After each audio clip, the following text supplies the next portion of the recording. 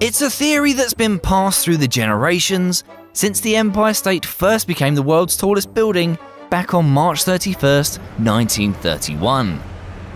It's said that if you make it all the way up the building's 1,860 steps and stand a whopping 102 stories above the New York sidewalk, all you'd have to do to kill the pedestrians on the street below is drop a penny. The idea is that even a tiny object, like a coin, can gather enough speed when dropped from a sufficiently great height that it effectively turns into a bullet, splitting open the head of anyone unfortunate enough to be standing underneath. But exactly how true is this? Could the insignificant act of letting a single coin fall from a great height carry a murder charge? I'm Stu, this is Debunked, and we're here to sort the truths from the myths and the facts from the misconceptions.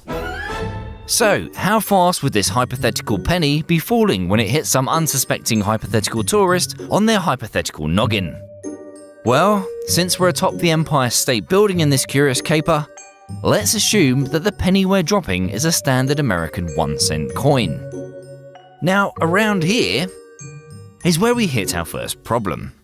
The fundamental problem with this concept is that it assumes the penny will continue to gather speed for much longer than it actually would. In reality, falling objects can only move so fast. This is all because Earth is encased in a cozy layer of gases known as the atmosphere. The portion we're concerned with is actually called the troposphere, the lowest region that's closest to the ground. Everything moving around on the Earth's surface has to move through it, and as a result, will encounter air resistance. As the force of gravity pulls the penny faster and faster towards the ground, the amount of air resistance increases. Eventually, the accelerating forces will be balanced out by the air resistance, meaning the penny won't be able to go any faster. It will have reached its maximum speed, also known as its terminal velocity. A penny reaches its terminal velocity after falling a mere 15 meters, which is only slightly taller than the letters in the Hollywood sign. This means that a penny falling from any height exceeding 15 meters will hit the ground at the same speed. The more astute among you will have realized that the Empire State Building is, in fact, taller than 15 meters, standing proudly at an impressive 443 meters, or 1,454 feet.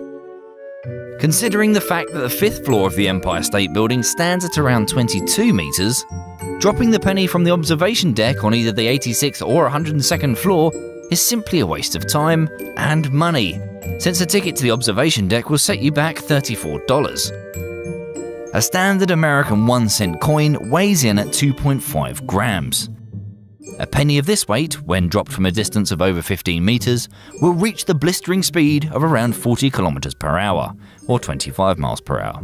This isn't even close to fast enough to kill someone, or even harm them very much at all.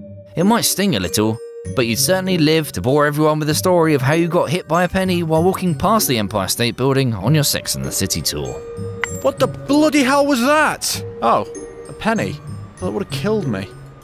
Part of the reason for this is that pennies are hopelessly unaerodynamic. They are flat, light metal discs, so they encounter a lot of air resistance, causing them to move and spin erratically, which significantly slows their descent.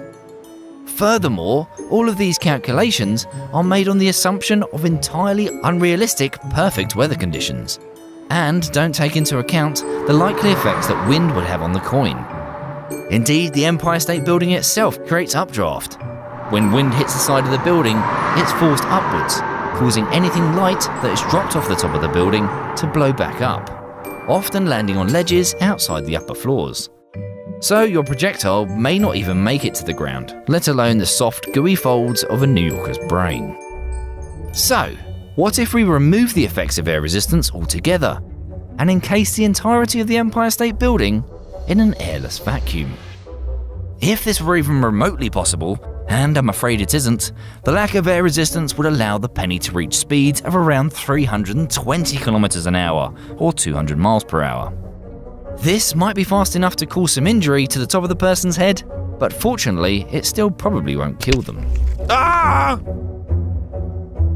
Of course, you could simply opt to throw something more aerodynamic off the top of the building.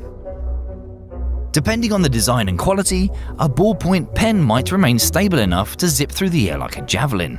Scientists have been hard at work on this concept and have predicted a reasonably well-made pen could fall as fast as 320 kilometers an hour under perfect weather conditions, as fast as a penny in a vacuum. Given that the tips of most pens are fairly narrow and made of metal, if one hit the top of your head, death isn't necessarily impossible. Of course, if you're really intent on assassinating someone standing outside the Empire State, stop messing around with pennies and pens and chuck a microwave off the top. Not that we endorse that. We don't. We do not endorse that.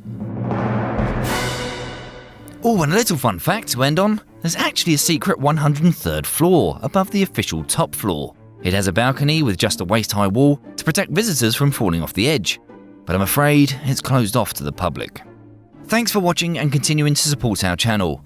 We work on our videos around our regular job, so it may take us a little while longer than some other channels you may be subscribed to. But please stick with us and we'll do our best to have another video out to you soon.